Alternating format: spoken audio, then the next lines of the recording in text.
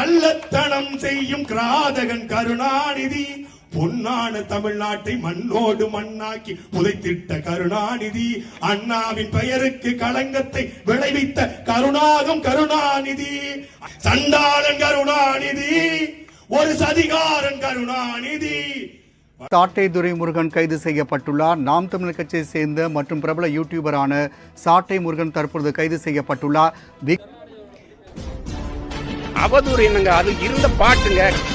கள்ளத்தனம் செய்த காதகன் கருணாநிதி, சதிகாரன் கருணாநிதி, சண்டாளன் கருணாநிதினு பாட்டு உங்களுக்கு அனுப்பவா?